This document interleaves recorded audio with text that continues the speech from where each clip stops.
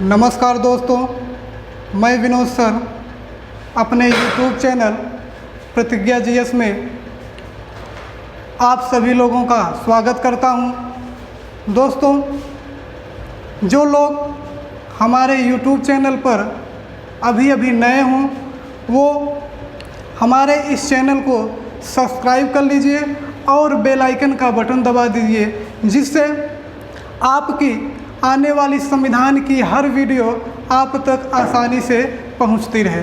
आइए दोस्तों, हम लोग अपनी कल की क्लास को आगे बढ़ाते हैं। जैसा हम लोगों ने कल संविधान है क्या, संविधान कहते किसे हैं, संविधान के कितने प्रकार हो सकते हैं, लिखित संविधान और अलिखित संविधान क्या है, शासन सरकार क्या है, कार्यपालिका क्या है, विधायिका क्या है और न्यायपालिका क्या है, इन सब की बेसिक स्तर से हम लोगों ने कल चर्चा की थी। जो स्टूडेंट, जो दोस्त हमारे इस चैनल पर अभी जुड़े हुए हैं और उन्हें यह नहीं पता कि संविधान क्या है, संविधान के कितने प्रकार होते हैं, अलिखित संविधान क्या है, लिखित संविधान क्या है, शासन सरकार के कितने अंग होते हैं, कार्यपालिका क्या है, विधायिका क्या है, न्यायपालिका क्या है, तो वे दोस्त हमारे पिछली वीडियो को देखकर बड़ी ही आसानी से वहां पर समझाया गया है और उसे समझ सकते हैं। इसलिए दोस्तों, आप लोगों को वो पिछली वीडियो ज़रूर से ज़रूर देखनी पड़ेगी, तभी सारा चीज़, सारा कॉन्सेप्ट आपका क्लियर होता चलेगा। ठीक है दोस्तों, आइए चलते हैं, हम लोग अपनी क्लास को आगे बढ़ाते हैं। दोस्तों, हम लोगों ने कल चर्चा की थी, कल थोड़ी सी चर्चा हुई थी संविधान संशोधन को लेकर, और उसमें हमने आपको बताया था कि भारतीय संविधान में संशोधन 3 प्रकार से किए जा सकते हैं। कितने प्रकार से दोस्तों? 3 प्रकार से। वो तीनों प्रकार हमने आपको बताया था। थोड़ा सा यहाँ पर बेसिक स्तर से समझने का प्रयास करेंगे कि साधारण बहुमत क्या है, विशेष बहुमत क्या है, विशेष बहुमत प्लस आधे राज्यों का समर्थन क्या है। इन सब चीज़ों को आज हम लोग बड़ी ही बेसिक स्तर से समझ लेंगे, और ताकि यह आगे चलकर आप लोगों को ये शब्दावली मिलेगी और वहाँ पर आप लोगों को समझने में कोई कठिनाई न हो, इसलिए यहाँ पर आज हम लोग इसे समझ लेते हैं। ठीक है दोस्तों, आइए देखिए।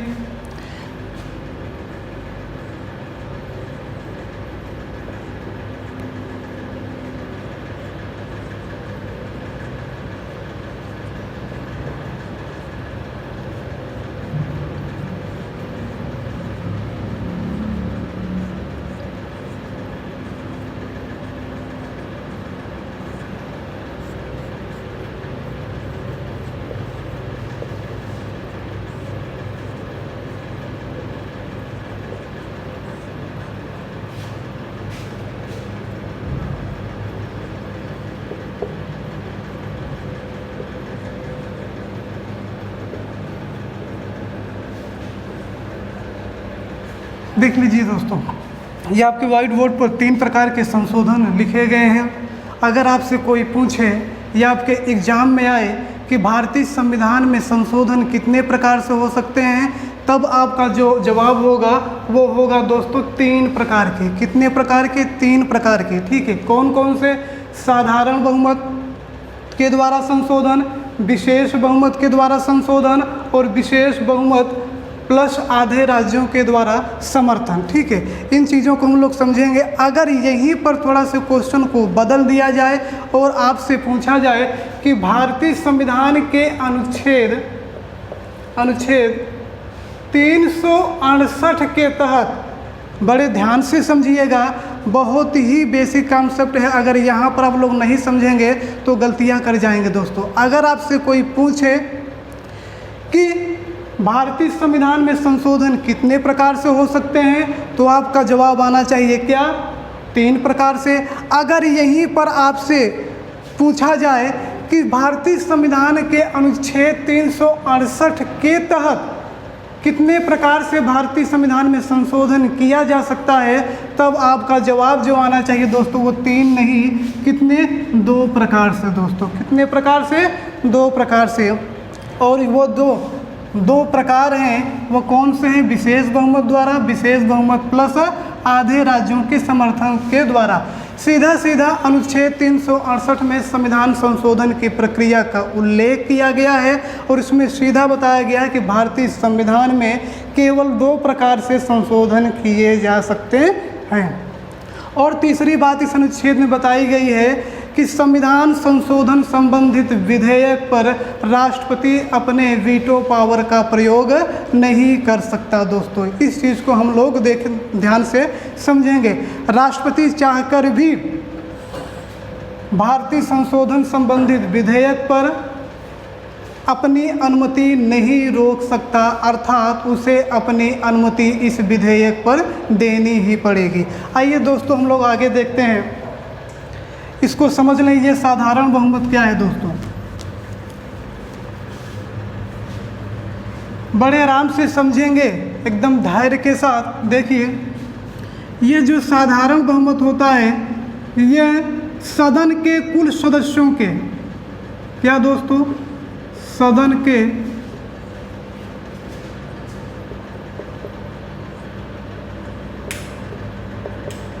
कुल सदस्यों के आधे से एक अधिक, ठीक है दोस्तों, ये होता है। ठीक है, जितनी सदन की कुल सदस्य संख्या होगी उस कुल सदस्य संख्या के आधे से एक अधिक, उसे हम लोग क्या कहते हैं, साधारण बहुमत। ठीक है, अब देखिए विशेष बहुमत क्या होता है, इसे ही समझना है दोस्तों, क्योंकि यहाँ पर बार बार आप लोगों को कन्फ्यूजन हो जाता है आखिर ये है क्या विशेष बहुमत। और कभी कभी विकल्प में भी आपके ऐसे पूछा जाता है क्वेश्चन एग्जाम में आपसे कि विशेष बहुमत है क्या, और 4 विकल्प के रूप में आपको दिए रहते हैं। आधे से सदन के कुल सदस्यों के आधे से एक अधिक, ठीक है। फिर पूछा जाए, फिर दूसरा जो विकल्प रहेगा सदन के कुल सदस्यों के 2/3 बहुमत।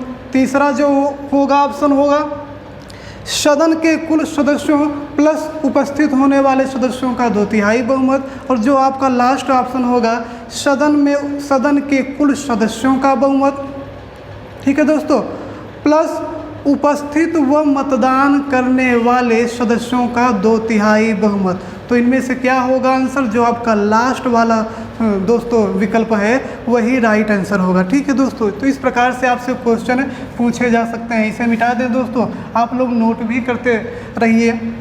ठीक है, आइए इसको देख लेते हैं, ये विशेष बहुमत क्या है। देखिए दोस्तों, ये विशेष जो बहुमत है ये सदन के सदस्यों का बहुमत, सदन के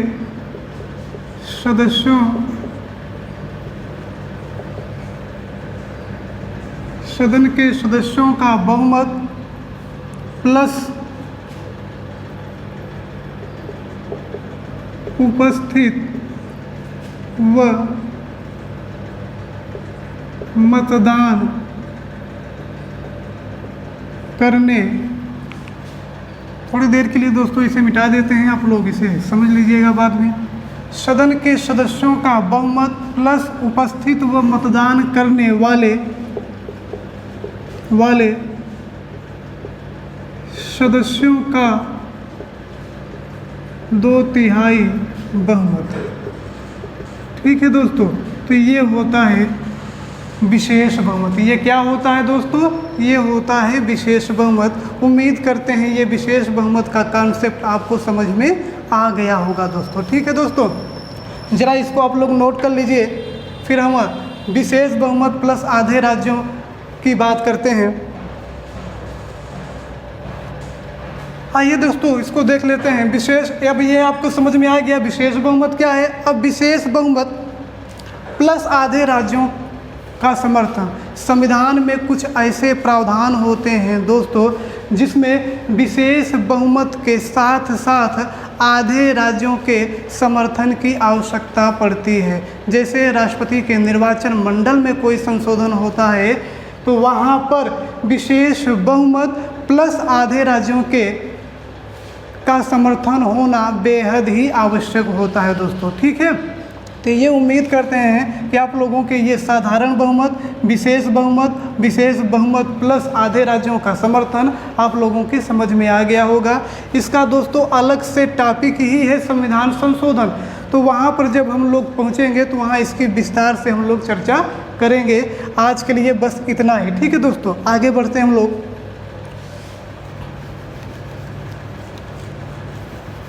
अब जो आपका नेक्स्ट टॉपिक चलने वाला है दोस्तों,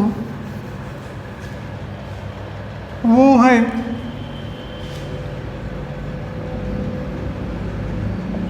भारत का संवैधानिक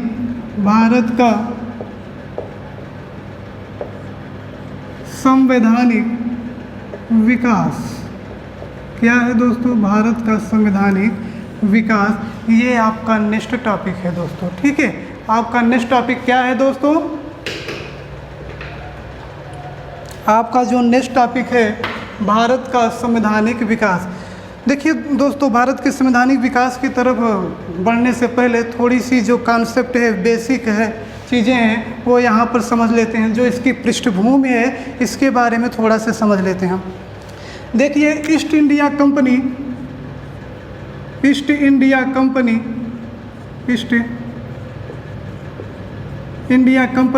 1600 ईस्वी में भारत आती है और वह आई व्यापार करने के लिए। भारत में पहली बार जब ईस्ट इंडिया आई थी तो वो व्यापार करने के उद्देश्य से ही आई थी। धीरे धीरे उसका भारत की राजनीति पर भी अधिकार हो जाता है दोस्तों, ठीक है। अब चलिए आगे। अब हम लोग भारत के संवैधानिक विकास की तरफ बढ़ने से पहले यहाँ दोस्तों 2 युद्धों के बारे में हम लोग चर्चा कर लेते हैं, क्योंकि यहीं से आपका कॉन्सेप्ट क्लियर होगा दोस्तों। जब तक ये 2 युद्ध नहीं समझ पाएंगे तब तक ये चीज़ें आपको समझ में नहीं आएंगी, ठीक है। देखिए, वे जो 2 युद्ध थे दोस्तों, एक युद्ध था प्लासी का युद्ध। कौन सा युद्ध दोस्तों? प्लासी का युद्ध। और यह जो युद्ध लड़ा गया था दोस्तों, यह लड़ा गया था 23 जून 1757 ईस्वी को। कब? 23 जून 1757 ईस्वी को। किसके मध्य लड़ा गया दोस्तों? बंगाल के नवाब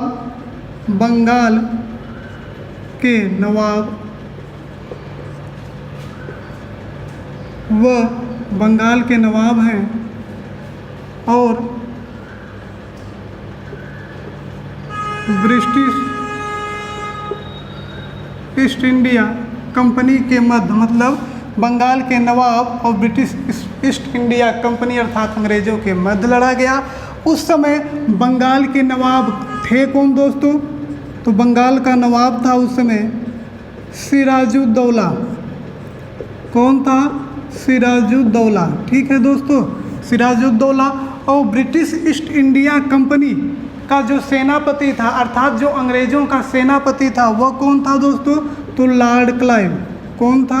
लॉर्ड क्लाइव, ठीक है दोस्तों। देखिए, जो प्लासी का युद्ध लड़ा गया, यह युद्ध एक षड्यंत्र का परिणाम था। कैसा षड्यंत्र? इसी सिराजुद्दौला का एक सेनापति है दोस्तों, जिसका नाम है मीर जाफ़र। क्या नाम है? मीर जाफ़र। इसी मीर जाफ़र ने नवाब सिराजुद्दौला के साथ धोखा किया, जिसके बल पर लॉर्ड क्लाइव इस युद्ध में क्या होता है दोस्तों? विजयी हो जाता है और सिराजुद्दौला क्या हो जाते हैं दोस्तों? पराजित हो जाते हैं। और ये जो प्लासी का युद्ध लड़ा गया, अगर आपसे स्थान के बारे में पूछा जाए दोस्तों, तो पश्चिम बंगाल का एक ज़िला है,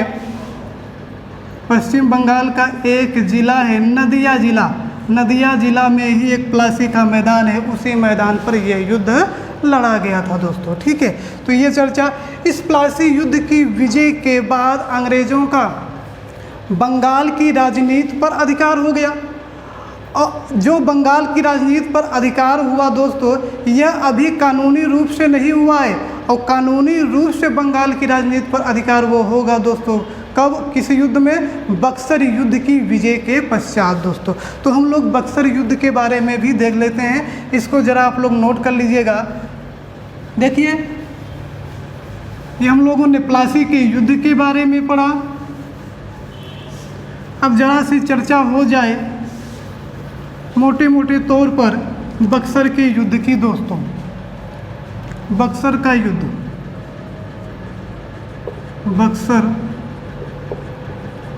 बक्सर का युद्ध यह कहाँ पर है? यह बिहार में वर्तमान बक्सर एक ज़िला है, वहीं पर यह युद्ध लड़ा गया था दोस्तों। ठीक है, तो ये जो बक्सर का युद्ध दोस्तों लड़ा गया, यह कब लड़ा गया? 22 अक्टूबर 1764 ईस्वी को। कब लड़ा गया दोस्तों?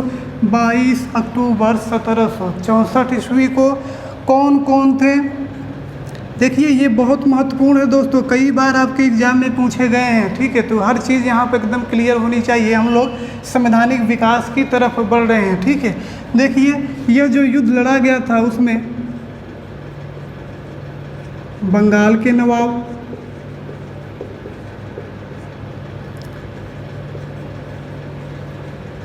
अवध के नवाब और मुगल सम्राट, इन तीनों लोगों की संयुक्त सेना एक तरफ थी और दूसरी तरफ ब्रिटिश ईस्ट इंडिया कंपनी। यह जो युद्ध लड़ा गया दोस्तों 22 अक्टूबर 1764 ईस्वी को किनके मध्य लड़ा गया? तो एक तरफ थे बंगाल के नवाब, अवध के नवाब, मुगल सम्राट। ये तीनों महान शक्तियां संयुक्त रूप से इकट्ठित होती हैं और यह जो युद्ध लड़ती हैं वो किसके खिलाफ लड़ती हैं? ब्रिटिश ईस्ट इंडिया कंपनी अर्थात अंग्रेजों के खिलाफ। उस समय ब्रिटिश ईस्ट इंडिया कंपनी का जो सेनापति था, अंग्रेजों का जो सेनापति था दोस्तों, वो कौन था? Hector Munro. एक एक बिंदु को आप लोग नोट करते चलेंगे। कौन था दोस्तों? Hector Munro. ठीक है दोस्तों, अब इधर देख लीजिए, उस समय जो बंगाल का नवाब था, उस समय कौन था बंगाल का नवाब? बंगाल का जो नवाब था उस समय मीर कासिम था दोस्तों। कौन? मीर कासिम। ठीक है, बंगाल का जो नवाब था उस समय कौन था? मीर कासिम था। अवध का नवाब कौन था दोस्तों उस समय? सुजाऊ दौला था दोस्तों। देखिए इस नाम को लेकर दोस्तों कई बार कन्फ्यूजन हो जाता है। सिराजुद्दौला अलग है, सुजाउद्दौला अलग है। सिराजुद्दौला बंगाल का नवाब है, जबकि सुजाउद्दौला किसका नवाब है? अवध का नवाब है। ठीक है दोस्तों, अब देख लीजिए ये जो मुगल सम्राट उस समय कौन था? मुगल सम्राट उस समय थे शाह आलम द्वितीय। ठीक है दोस्तों, तो ये तीन महान शक्तियाँ संयुक्त रूप से इकट्ठित होती हैं और इकट्ठित होकर ब्रिटिश ईस्ट इंडिया कंपनी के खिलाफ अर्थात अंग्रेज़ों के खिलाफ युद्ध लड़ती हैं दोस्तों। ठीक है, और उस समय जो ब्रिटिश ईस्ट इंडिया कंपनी का सेनापति था कौन था? Hector Munro. हेक्टर मुनरो ने दोस्तों इस संयुक्त सेना, इन तीन जो महान शक्तियाँ थी, जो संयुक्त इनकी सेना बनी हुई थी, इन संयुक्त सेनाओं को क्या कर दिया दोस्तों? पराजित कर दिया। जिसके बाद बंगाल की राजनीति पर अंग्रेज़ों का पूर्ण रूप से अधिकार हो जाता है। ठीक है, बंगाल की राजनीति पर कानूनी रूप से अधिकार कब हुआ? बक्सर की युद्ध की विजय के पश्चात हुआ दोस्तों। इस चीज़ को आप लोग ध्यान देंगे। ठीक है, और आगे चलते हैं दोस्तों। देखिए बक्सर युद्ध की विजय के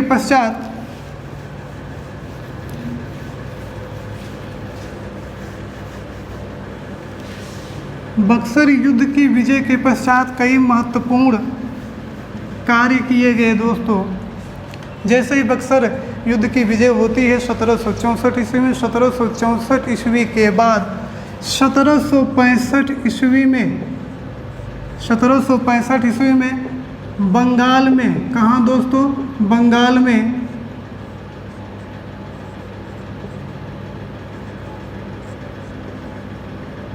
द्वैध शासन की शुरुआत हुई दोस्तों। किसकी? द्वैध शासन। ये भी क्वेश्चन आपसे कई बार पूछा गया है कि द्वैध शासन की शुरुआत किस विजय के पश्चात हुई थी? बक्सर विजय के पश्चात कब हुई थी? 1765 ईस्वी में दोस्तों। ठीक है, अब इस द्वैत शासन की शुरुआत की किसने थी दोस्तों, ये भी सब महत्वपूर्ण है। द्वैत शासन किसने प्रारंभ किया था, तो द्वैत शासन लॉर्ड क्लाइव ने प्रारंभ किया था। किसने दोस्तों, लॉर्ड क्लाइव ने। ठीक है, देखिए कुछ महत्वपूर्ण बिंदु हैं जो बक्सर के युद्ध के विजय के पश्चात हुए हैं। अब ये जो द्वैत शासन दोस्तों चला, ये कब से कब तक चला, इस डेट को भी पूछा गया है। 1765 से लेकर 1772 ईस्वी तक।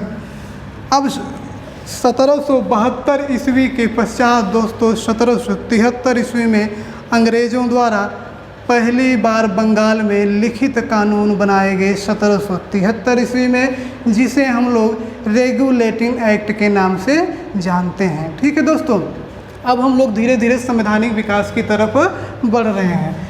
ये जो द्वैत शासन था कब से कब तक था, 1765 से 1772 ईस्वी तक। तो इतना आपके समझ में आया, ये एग्जाम पॉइंट व्यू से बहुत ही महत्वपूर्ण है। और देखिए दोस्तों 1765 ईस्वी में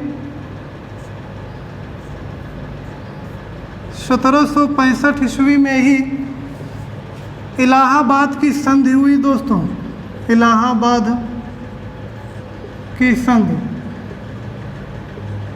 ठीक है दोस्तों, इलाहाबाद की संधि होती है 1765 ईस्वी में। इस सबसे महत्वपूर्ण है दोस्तों, इसको भी ध्यान देंगे। 1765 ईस्वी में इलाहाबाद की संधि हुई। इसी संधि के तहत दोस्तों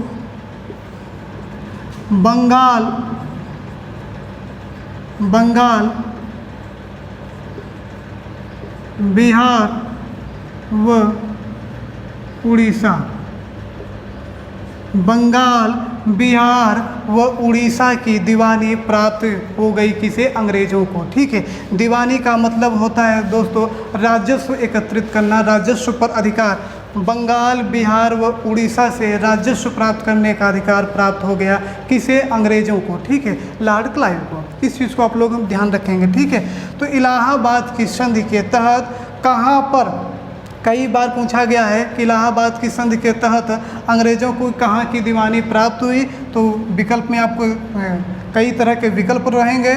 ठीक है, तो आप लोग किसको लगाएंगे, बंगाल बिहार व उड़ीसा वाले विकल्प को आप टिक करेंगे दोस्तों। ठीक है, अब हम लोग आगे की तरफ चलते हैं।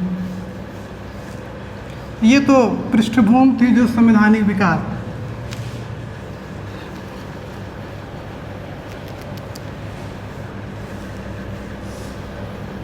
अब दोस्तों 1772 ईस्वी के बाद बंगाल में पहली बार लिखित कानून बनाए गए अंग्रेज़ों के द्वारा। कब, 1773 ईस्वी में। ठीक है, तो जो कुछ सुधार हैं उसको हम लोग देख लेते हैं दोस्तों। देखिए इधर चार्टर एक्ट, इधर भारत शासन अधिनियम। देखिए दोस्तों आज का जो लेक्चर है वो आपके एग्जाम पॉइंट व्यू से बहुत ही महत्वपूर्ण होने वाला है। एकदम हमारे साथ लगे रहिए, एक एक चीज़ को हम आज क्लियर करने वाले हैं तो दोस्तों। ठीक है, और एकदम जो यहाँ से क्वेश्चन आपसे चार्टर एक्ट से और भारत शासन अधिनियम से जो क्वेश्चन बनते हैं उन सब की चर्चा की जाएगी और एक भी क्वेश्चन गलत नहीं होने पाएगा आपका दोस्तों। बस ध्यान से हमारे साथ एकाग्रचित्त होकर लगे रहिए, ध्यान से पढ़ते रहिए, चीज़ों को समझते रहिए। बीच में दोस्तों वीडियो को छोड़कर जाइएगा मत, अंत तक ज़रूर वीडियो को देखिएगा। ठीक है दोस्तों, देखिए अब जो चार्टर एक्ट था 1773 के चार्टर एक्ट को हम लोग किस नाम से जानते हैं दोस्तों, रेगुलेटिंग एक्ट। ठीक है दोस्तों, इसे हम नियामक कानून के नाम से भी जानते हैं। 1784 का Pitt's India act, Pitt's India act.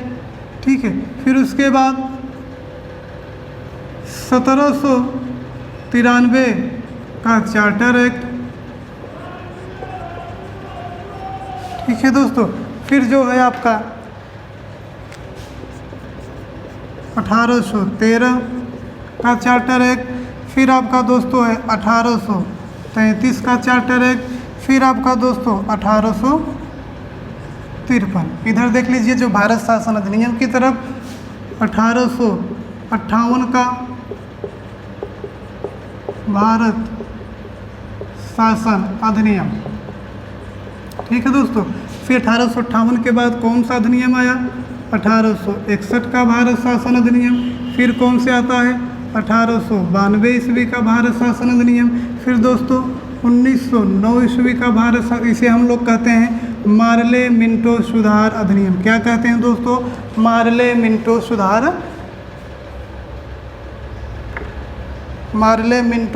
सुधार अधिनियम कहते हैं दोस्तों। मार्ले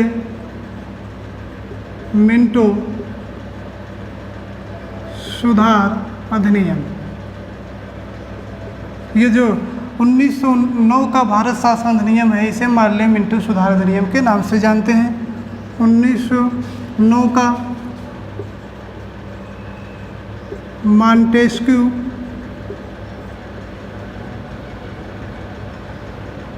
चेम्सफोर्ड सुधार अधिनियम। फिर 1935 का भारत शासन अधिनियम। ठीक है दोस्तों।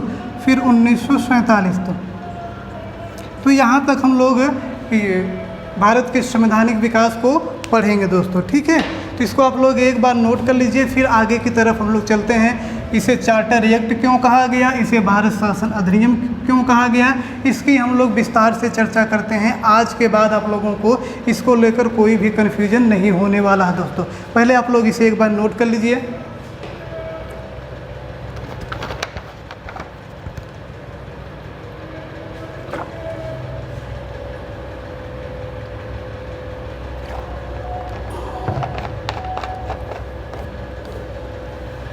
ठीक है दोस्तों, आगे चलते हैं।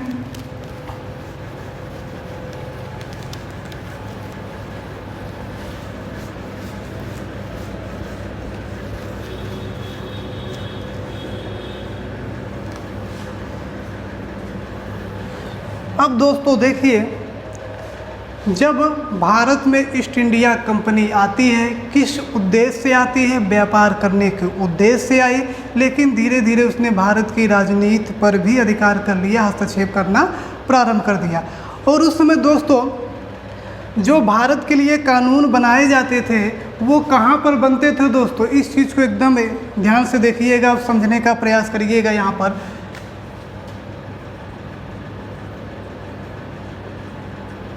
ब्रिटिश संसद है जो उस समय दोस्तों भारत के लिए कानून बनाते थे। क्या दोस्तों? कानून निर्माण। ठीक है। अब ये जो कानून ब्रिटिश संसद अपने यहाँ बनाती थी उसे भारत में लागू कौन करता था दोस्तों? तो दो लोग इसे भारत में लागू करते थे। कौन कौन है इसको देख लीजिए। बड़े ही आराम से आप लोगों को समझाने का प्रयास करेंगे और आशा करते हैं, उम्मीद करते हैं हर चीज़ आपको क्लियर होती चलेगी, एक भी डाउट आपके मन में नहीं रहेगा दोस्तों। ठीक है। देखिए, ब्रिटिश संसद उस समय भारत के लिए कानून बनाती थी और जो वह कानून बना देती थी उसे भारत में किस प्रकार से कौन कौन लोग लागू करते थे? तो दो लोग लागू करते थे दोस्तों। देख लीजिए कौन कौन। एक तो थी east India company, east India company. ठीक है दोस्तों। और दूसरी जो थी ब्रिटिश महारानी या ताज कह लीजिए, या दोस्तों क्राउन।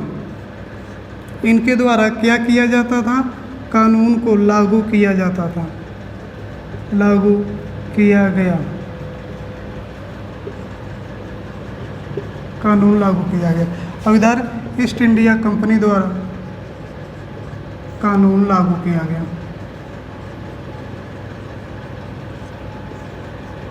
ठीक है दोस्तों। तो देख लीजिए उस समय जो भारत के लिए कानून बनाता था, जो कानून बनाती थी वो कौन बनाती थी? ब्रिटिश संसद बनाती थी। और उस बने हुए कानून को लागू कौन करती थी? एक तो ईस्ट इंडिया कंपनी थी जो लागू करती थी, और एक ब्रिटिश महारानी ताज या क्राउन उसमें कानूनों को लागू करते थे। अब ईस्ट इंडिया कंपनी कब लागू की, कब तक लागू करती रही? जो ब्रिटिश संसद ने कानून बनाया, और महारानी ने उस कानून को कब से लागू करना प्रारंभ किया, इस चीज़ को समझ लीजिए। तो देखिए, जो ईस्ट इंडिया कंपनी थी यह 1773 से लेकर 1773 1857 ईस्वी तक दोस्तों जो ब्रिटिश संसद द्वारा कानून बनाए गए उसे भारत में लागू करने का काम किसने किया? ईस्ट इंडिया कंपनी के द्वारा किया गया। और ईस्ट इंडिया कंपनी के द्वारा जो कानून भारत में लागू किए गए उसे हम लोग चार्टर एक्ट के नाम से जानते हैं दोस्तों, ठीक है। जो ईस्ट इंडिया कंपनी के द्वारा भारत में कानून लागू किए गए उसे चार्टर एक्ट कहा गया। और इधर देखिए दोस्तों, इधर जो ब्रिटिश महारानी हैं 1858 से लेकर 1947 तक भारत में कानून को लागू किया, जो कानून ब्रिटिश संसद बनाती थी। तो देख लीजिए एक बार, 1773 से लेकर 1857 ईस्वी तक जो भारत में कानून लागू किए गए ईस्ट इंडिया कंपनी के द्वारा उसे हम लोग चार्टर एक्ट कहते हैं। और 1858 से लेकर 1947 ईस्वी में जो ब्रिटिश महारानी द्वारा भारत में कानून को लागू किए गए उसे हम लोग भारत शासन अधिनियम के नाम से जानते हैं दोस्तों, ठीक है। आइए चलते हैं, अब उम्मीद करते हैं यहाँ तक आप लोगों को समझ में आ गया होगा। अब एक एक चार्टर एक्ट के बारे में हम लोग विस्तार से पढ़ेंगे, और जो जो क्वेश्चन आपके लिए महत्वपूर्ण है उस क्वेश्चन की चर्चा हम लोग करते हुए चलेंगे दोस्तों, और आगे बढ़ेंगे। चलिए,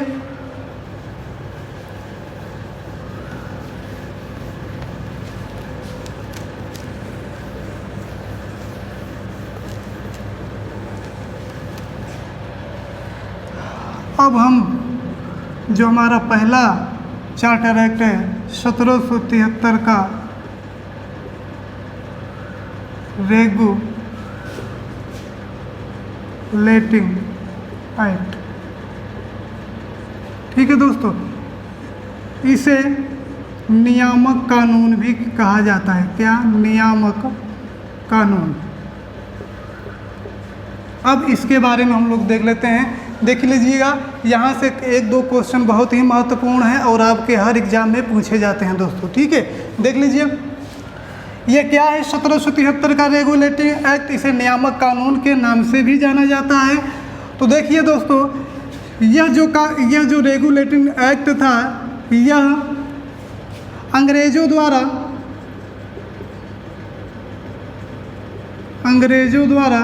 या कहिए कंपनी द्वारा, ठीक है, अंग्रेज़ों द्वारा बंगाल में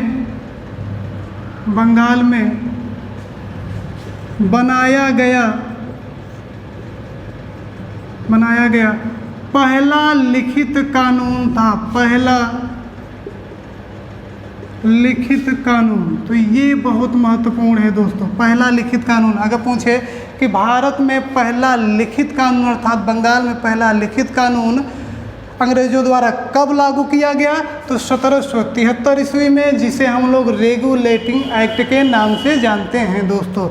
और आगे देख लीजिए, और क्या महत्वपूर्ण बिंदु है यहाँ से जो आपके एग्ज़ाम के लिए महत्वपूर्ण है उसकी हम चर्चा करेंगे। 1773 ईस्वी में इस अधिनियम के तहत कलकत्ता में एक बिल्डिंग है दोस्तों, विलियम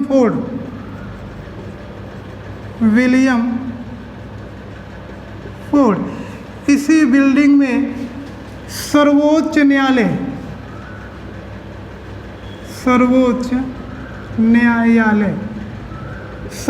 न्यायालय की स्थापना का प्रावधान किया गया पहली बार। तो क्वेश्चन कैसे पूछा जाता है, किस चार्टर एक्ट के तहत कलकत्ता में एक सर्वोच्च न्यायालय की स्थापना का प्रावधान किया गया था? तो आंसर आपका क्या होगा दोस्तों? 1773 का रेगुलेटिंग एक्ट। अब अगर पूछे कि कलकत्ता में सर्वोच्च न्यायालय की स्थापना कब की गई थी, तब दोस्तों 1773 नहीं लगाना, इस चीज़ को ध्यान रखिएगा। तब आपका आंसर हो जाएगा दोस्तों 1774 ईस्वी में। प्रावधान कब किया गया था किस एक्ट में? 1773 के रेगुलेटिंग एक्ट में। स्थापना कब हुई दोस्तों? 1774 ईस्वी में सर्वोच्च न्यायालय की स्थापना होती है दोस्तों। अब इस प्रश्न उठता है, इस सर्वोच्च न्यायालय में जो कलकत्ता में इसकी स्थापना हुई, इस सर्वोच्च न्यायालय में कितने न्यायाधीश थे दोस्तों? तो 4 न्यायाधीश थे, 1 मुख्य न्यायाधीश और 3 अन्य न्यायाधीश। इसकी भी हम लोग चर्चा कर लेते हैं। कभी कभी यहाँ से भी आपके एग्जाम में क्वेश्चन पूछे जाते हैं दोस्तों। तो देख लीजिए, जो सर्वोच्च न्यायालय, जो सर्वोच्च सुप्रीम कोर्ट जो कलकत्ता में बना था, कलकत्ता में, उसमें कितने न्यायाधीश थे दोस्तों? 4 थे। चारों को जरा देख लीजिए। लॉर्ड एलिजा इम्पे, ये क्या थे दोस्तों? ये मुख्य न्यायाधीश थे। क्या थे? मुख्य न्यायाधीश। ठीक है दोस्तों। और जो 3 अन्य न्यायाधीश थे, कौन कौन से थे? लिमेस्टर,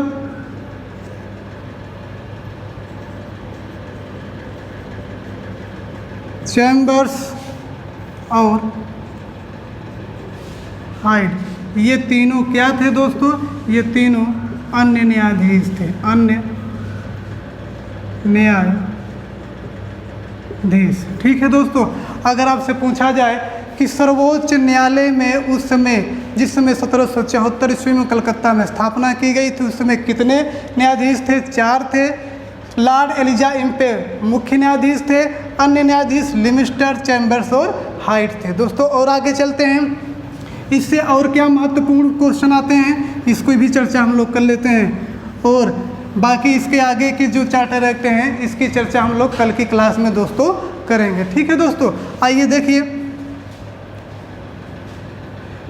जो 1773 का रेगुलेटिंग एक्ट था, और इसमें क्या प्रावधान किया गया था और क्या क्या चीज़ें थी, उसको देख लीजिए। उसमें दोस्तों बंगाल का गवर्नर हुआ करता था, बंगाल का गवर्नर, बंगाल का गवर्नर। यह जो बंगाल का गवर्नर नामक पद था, इस गवर्नर नामक पद को क्या बना दिया गया दोस्तों? गवर्नर जनरल बना दिया दोस्तों। क्या? Governor general. क्या बना दिया गया? जो बंगाल का गवर्नर था उसे क्या कहा गया? गवर्नर जनरल कहा गया। अब इसमें, ठीक है, अब देखिए और क्या है इसमें।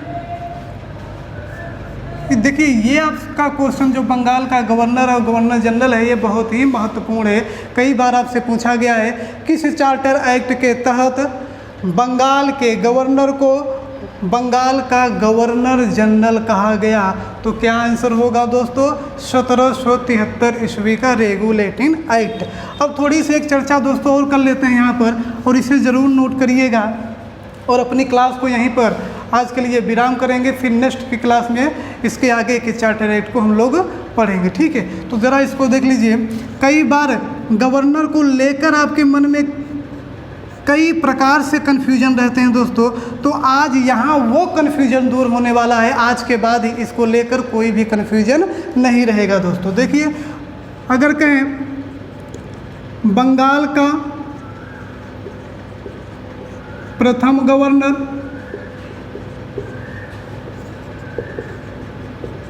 बंगाल का अंतिम गवर्नर,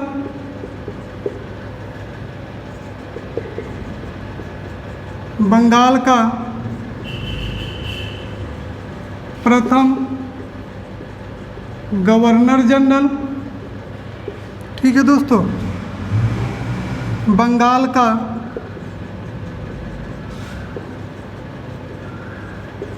अंतिम गवर्नर जनरल, इस जीजी को हम लोग गवर्नर जनरल, ठीक है दोस्तों, भारत का प्रथम जी अर्थात गवर्नर जनरल। ठीक है दोस्तों, देख लीजिएगा बंगाल के प्रथम गवर्नर, बंगाल का प्रथम गवर्नर कौन था? Lord Clive. कौन था? Lord Clive. आपसे पूछे कि बंगाल का अंतिम गवर्नर कौन था? वारेन